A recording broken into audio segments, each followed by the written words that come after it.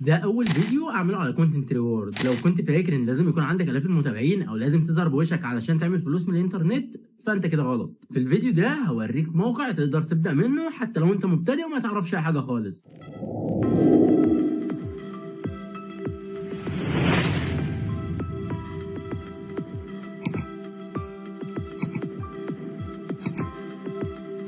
اهلا بيكم مره تانية. اولا كده عشان نكون متفقين ان الفيديو ده مش هيكون حلقه بيتقال فيها كلام وخلاص، لا ده هيكون زي كورس هعرفك فيه ايه هو موقع واب وازاي تسجل عليه، وايه الفرق بين الكليبنج واليو جي سي، وازاي تختار الكامبين المناسبه ليك وتخلص الحمله وتسحب ارباحك كمان. وفي اخر الفيديو ده هقول لك على اكتر 3 اخطاء الناس بتعملها وبتخلي الحملات بتاعتهم ما بتتقبلش، وانا كمان وقعت في الاخطاء دي. فكفايه كلام لحد كده ويلا بينا ندخل في الشرح العملي. اهلا بيكم مره تانية يا شباب. دي واجهه الموقع، هيفتح معاك بالواجهه دي زي ما احنا شايفين كده، وهتلاقي اللينك تحت في الوصف بتاع الفيديو. تمام، هتضغط عليه هيفتح معاك بالواجهه دي. بعد ما يفتح معاك بالواجهه دي فانت محتاج تعمل اكونت.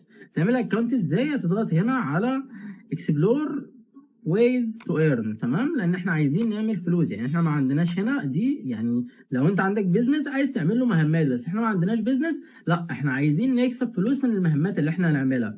فبالتالي هنضغط على اكسبلور وهنيجي هنا نكتب الايميل بتاعنا، ولازم الايميل ده يكون شغال لان ده اللي هيبعت لنا عليه كل المسجات بتاعتنا. تمام، هيتبعت لنا كود دلوقتي المفروض هنسجله علشان نفتح الايميل بتاعنا. تمام، الكود دلوقتي جالنا زي ما احنا شايفين كده، ده الكود بتاعي. ثواني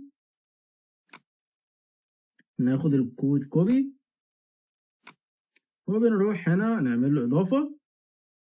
ده كده الكود بتاعنا انضاف خلاص، وده الحساب اتفتح معانا بالشكل ده كده زي ما احنا عارفين.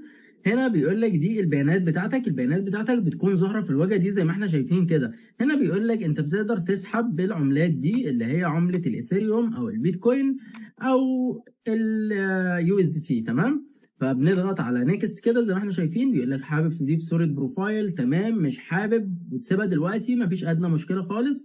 لو حابب تضيف صوره بتضغط على علامه الزائد ده وبتضيف الصوره عادي. فبنيجي هنا على نيكست، وهنا بيقول لك انت محتاج تعمل اسم لنفسك. فعلى سبيل المثال انا هكتب اسمي عز ياسر.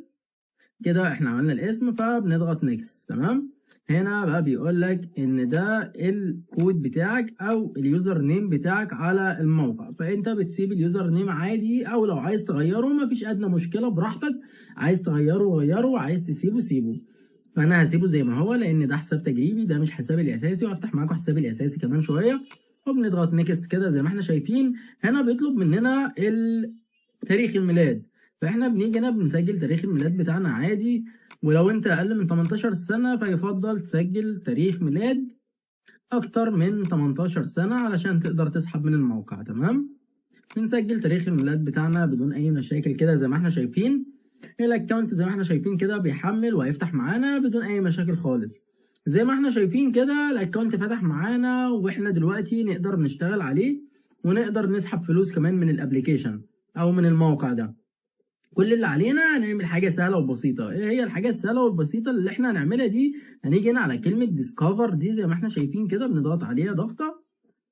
بعدها بتحمل معانا كده زي ما احنا شايفين، بنضغط على جوت كده احنا ظاهر معانا كل البيانات بتاعتنا. تمام، يعني هنا عندك الديسكفر واللانش. تمام، هنا الديسكفر احنا لو نزلنا تحت كده هتلاقي عندك هنا الكليبنج وعندك هنا الواب يونيفرستي. تمام، الواب يونيفرستي دي عباره عن ايه؟ عباره عن ان الموقع بيقول لك والله احنا ممكن نعلمك انت ازاي تجيب فلوس من الموقع بتاعنا او ازاي تشتغل على الموقع اصلا. فانت بتيجي هنا بتضغط عليه كده لو حابب تتعلم اكتر. فاحنا مش محتاجينه كده كده لان انا هشرح لك كل حاجه بالتفصيل دلوقتي، وازاي تعمل لنفسك اول دولار من الموقع. تمام، او من على الانترنت عامه. خلاص ده الحساب التجريبي، فاحنا مش محتاجين الحساب التجريبي ده في حاجه خلاص، وعايزين نفتح الحساب اللي احنا هنشتغل من عليه او الحساب الاساسي بتاعي. فاحنا بنقفل الاكونت ده خلاص كده وبنجيب الاكونت بتاعي. تمام، ده الاكونت بتاعي طبعا عليه دلوقتي $1. لو جينا هنا على الكونتنت ريورد، نيجي على كونتنت ريورد، انتظر بس ثواني مع بعض. زي ما احنا شايفين كده لو جينا هنا على السمشن اللي هي الفيديوهات اللي انا عملتها وتوافق عليها، لو بصينا مع بعض كده هتلاقي دول فيديوهين انا عملتهم او جربت اشتغل على الموقع وعملت الفيديوهين دول، والفيديوهين دول فعلا حققوا لي ربح على الموقع. بس طبعا انا لسه ما اخدتش الارباح بتاعتهم كامله. يعني هنا الموقع ده حقق لي $1.40 او الفيديو ده، والفيديو ده كمان حقق لي $1.43. كل فيديو يعني جايب لي 1000 مشاهدة، ده جايب لي 1000 مشاهدة خدت عليه $1.40، ده كمان 1000 مشاهدة جاب لي $1.43. أنا طبعا معايا $1 بس، لسه هيجيبوا لي بقية الفلوس. تمام، تعالى بقى أقول لك إزاي تجيب أو إزاي تعمل أرباح من على الموقع ده. كل اللي عليك إنك هتيجي هنا على القائمة الرئيسية بتاعت الموقع زي ما إحنا شايفين كده، وبنضغط على ديسكفر. تمام، بعد ما بنضغط على ديسكفر بيقوم محولنا على الصفحة اللي فيها الكامبينز اللي موجودة كلها على الموقع. انتظر بس ثواني مع بعض. زي ما احنا شايفين كده بعد ما الموقع بيحمل معانا بدون اي مشاكل، هنا بيقولك انك تقدر تبحث عن خدمة. هنا دي الخدمات المتاحة كلها. تمام، هنا عندك خدمات كلها تقدر تعمل لها اعلانات او تشوف ايه المطلوب منك وتعمله. فاحنا هنشوف حاجة مع بعض دلوقتي. تعالى على سبيل المثال نختار اسهل حاجة دلوقتي اللي هي الكونتنت ريورد. تمام، هنضغط عليها كده وهتلاقيني سايب لك برضو اللينك بتاع الكامبين دي تحت في الوصف، تقدر تنضم للكامبين من الرابط اللي تحت في البايو. ننتظر بس ثواني مع بعض. زي ما احنا شايفين كده احنا خلاص الكامبين اتفتحت معانا. بننزل لتحت كده ثواني، دي اللي موجود على كونتنت ريورد كله. هنا موجود عندك كذا حاجة او كذا ستايل. ايه هو الكذا ستايل؟ عندك هنا بتيجي على الكاتيجوري كده زي ما احنا شايفين، بتختار هنا الجيمنج او السبورت او الرياضة او التعليم او اي حاجة انت عايز تعمل عنها. اذا كنت حابب تعمل عن التعليم، حابب تعمل عن الرياضة، حابب تعمل عن الصحة، حابب تعمل عن اي حاجة انت حاببها. حتى الالعاب موجود لها كاتيجوري برضه. تمام، طبعا احنا مش محتاجين الكاتيجوري ده في اي حاجه، احنا هنسيبه زي ما هو يجيب لنا كل حاجه متاحه. هنيجي هنا على الكونتنت. تمام، عندنا هنا الكليبنج وعندنا اليو جي سي. ايه الفرق بين الكليبنج وايه الفرق بين اليو جي سي؟ اليو جي سي عباره عن انك بتجيب فيديو وبتعمل له اعلان، او بمعنى صح بتطلع بوشك كده بتتكلم عن المنتج او الخدمه اللي بيقدموها. تمام، زي على سبيل المثال هوريك فيديو انا عملته برضو، هنشوفه مع بعض وهتشوف ايه اللي حصل في الفيديو. تمام، هنيجي هنا على الكونتنت ريورد وبنيجي هنا على السبمشن ونشوف الفيديو اللي خد ابروف بتاعي اللي هو ده اللي معمول يو جي سي، وده كمان معمول يو جي سي. على سبيل المثال هنيجي نفتح. تفتكر لو معاك 1500 جنيه تقدر تشتري بيهم كام ساعة؟ زي ما احنا ب شايفين 1500 جنيه في بتكلم عن الموقع بتاعهم، وبتكلم ان انت تقدر تستثمر وتعمل الحاجات دي. حتى الموقع ده برضو انا كل خطوة انا كونتنت ريورد وشارح عنه. تمام، ده هو اليو جي سي. اليو جي سي انك بتشرح عن الموقع او بتطلع بشخصك كده وبتتكلم في الفيديو. تمام، تاني حاجة عندنا الكليبنج. ايه هي الكليبنج؟ على سبيل المثال هنرجع كده ورا، نرجع على الكامبينز اللي موجودة دلوقتي. بعد بنيجي على ديسكفر كده بنضغط على ديسكفر هنا، او عندنا لانش بنختار اللي احنا عايزينه، وبعدها بنجيب ديسكفر بننزل لتحت كده. طبعا هنا عندنا الكليبنج، احنا عايزين نشتغل على الكليبنج. ايه هو الكليبنج؟ الكليبنج ان انت بتاخد فيديوهات لناس وبتقصقصها وبتعدلها، بتخلي شكلها كويس وبترفعها، فبالتالي بتاخد على الحاجات دي مشاهدات او بتاخد عليها فلوس كويسه جدا. فاحنا كل اللي علينا هنشوف مع بعض الدنيا دلوقتي وهنشوف ايه المتاح قدامنا. فاحنا هنيجي هنا على الكونتنت وبنختار الكليبنج، الحاجه اللي انت عايز تشتغلها من غير ما تظهر على السوشيال ميديا بوشك خالص. تمام، كل اللي عليك خلاص. احنا جينا هنا على الكليبنج اهو. هنا بيقول لك عندك كول اوف ديوتي، عندك حاجات تانية كتير زي احنا شايفين كده. كل ما بتنزل بتلاقي كامبينز مختلفة والناس كتير. طبعا انت بتختار الكامبين اللي ما فيهاش اي شبهة خالص، الكامبين اللي بتدفع وطبعا بتدي ارباح محترمة. تمام، زي ما احنا شايفين كده كل ما بننزل كل ما بنلاقي كامبينز تانية خالص ومختلفة، وكلها كامبينز محترمة وبتدي ارقام محترمة. يعني عندك الكامبين دي بتدي $3 على ال1000 مشاهدة. انت متخيل؟ مفيش غير واحد بس هو اللي عمل الكامبين واخد $142. هنا لو جينا برضو عندك الكامبين اللي جنبها دي، كل كامبين بتدي رقم مختلف عن الكامبين التانية. تمام، يعني عندك هنا اللي هو الكامبين دي عربية زي ما احنا شايفين كده بتدي $2 زي ما احنا شايفين. هننزل لتحت نفتح الكامبين كده خالص. هنا بيقول لك والله البيانات بقى بتاعه الكامبين ايه هي. يعني هنا بيقول لك الكامبين دي حاطين بادجت $1000 اتصرف منهم او اتدفع للناس $719. تمام.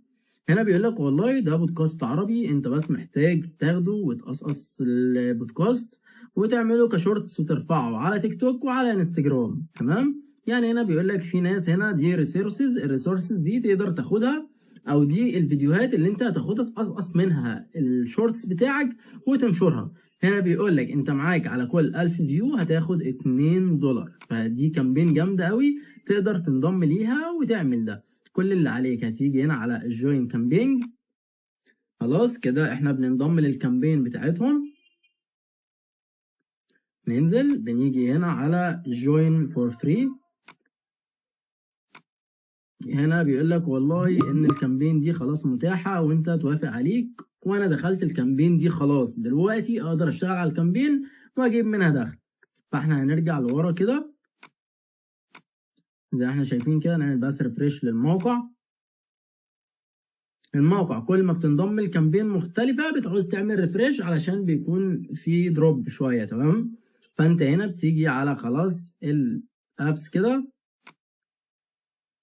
وبتنزل لتحت، بتلاقي بتاعت كونتنت ريورد اتفتحت معاك خالص بدون اي مشاكل وانت اتقبلت معاهم في الكامبين. بتضغط عليها كده وبتشوف الكامبين ظهرت قدامك زي احنا شايفين. بنيجي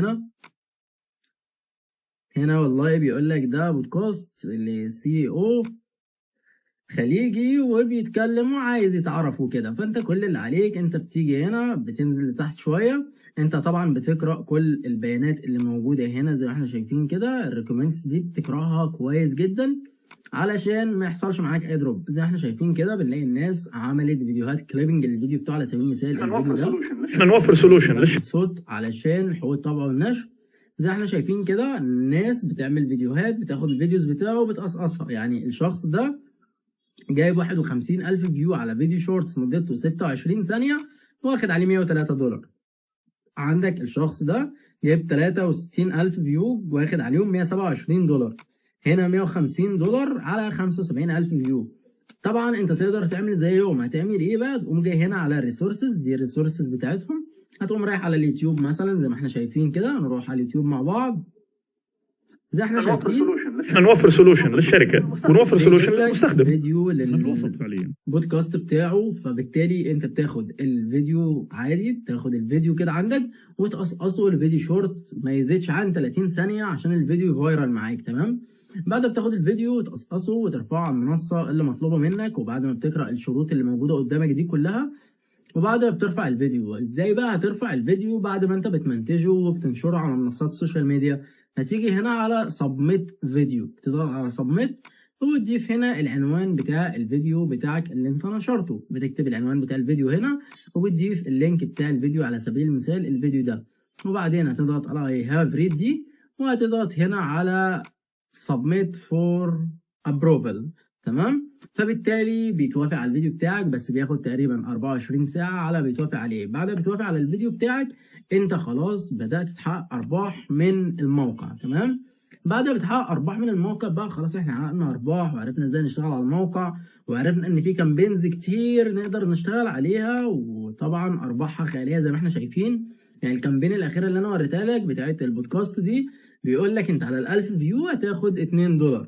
فحوار جامد قوي ومش هتحتاج تطلع بوشك ولا تحتاج تتكلم اصلا. تمام. كل اللي عليك هتاخد الفيديو تقصه على كاب كات على اي موقع مونتاج او اي برنامج مونتاج، هتمنتج عليه الفيديو مونتاج كويس، مونتاج احترافي. الدنيا بقت معاك تمام. هتقوم رافع الفيديو على المنصه المطلوبه منك. مطلوب منك هنا على تيك توك وعلى انستجرام هتشير الفيديو هنا وهتشير الفيديو هنا ويجيب لك مشاهدات. وكل ما بيجيب مشاهدات كل ما ارباحك بتزيد في المنصه. تمام. خلاص عرفنا ان احنا خلاص هنعمل ازاي الكامبين وازاي هنجيب الفلوس من الموقع. ازاي بقى نقدر نسحب الفلوس بتاعتنا؟ كل اللي عليك هتقوم جاي هنا كده بعد ما الفلوس بتسمع عندك في الحساب هتضغط عليها. بعد ما بنضغط كده على العلامة بتاعت الفلوس دي بيجي لك هنا الادد ماني او نلغي دي. هنا عندك اد ماني وعندك هنا الويزدرو. فاحنا محتاجين الويزدرو. هنضغط هنا على ويزدرو كده زي ما احنا شايفين. بس هنا طبعا بيقول لي انت محتاج تعمل فيريفاي الاول، لان انا دلوقتي مش مسجل بالموبايل بتاعي، فانا هحتاج اسجل بالموبايل. تمام. فعلشان اسجل بالموبايل كل اللي عليك هو الطريقه سهله جدا، طريقه السحب سهله جدا زي ما احنا شايفين كده. كل ما بسجل بيحتاج مني اسجل الفيس اي دي. هنا طبعا احنا عايزين نسحب الفلوس بتاعتنا، احنا عندنا في المحفظه بتاعتنا $1. على سبيل المثال عايزين نسحب، هنضغط هنا على ويزدرو كده. بعد ما بتضغط على الويزدرو بتلاقي جاي لك انك تضيف عنوان المحفظه بتاعك. حبيت تسحب الفلوس بتاعك تقدر تتواصل معايا على الانستجرام برضو، قول لي انا عايز اسحب الفلوس بتاعي وانا هسحبها لك عندي على المحفظه، وهحول لك الفلوس على فودافون كاش عادي بدون اي مشاكل. تعالى بقى اقول لك ايه هم ال3 اخطاء اللي الناس كلها بتقع فيها. فاهم واكبر غلطه انا كنت عملتها ان انا ما كنتش بقرا الشروط صح، فبالتالي الفيديو ما كانش بيتقبل. وتاني غلطه انك لازم ترفع الفيديو بالجوده المناسبه اللي هي 1080 30 FPS. وتالت غلطه ومن اكثر الاسباب اللي الحملات بترفض بسببها وهي السي تي اي، يعني بينطلب منك تحط هاشتاج معين او لينك معين او وصف معين، ولو ما حطيتش الحاجه دي فبالتالي الفيديو بتاعك مش هيتقبل. وبكده نكون خلصنا، وهتلاقيني سايب لك رابط موقع كونتنت ريورد تحت في الوصف، ولو واقف معاك اي خطوه ابعت لي على الانستجرام وانا هساعدك. لو حابب تشوف شروحات اكتر عن كونتنت ريورد او اليو جي سي او الكليبنج اشترك في القناه وفعل زر الجرس.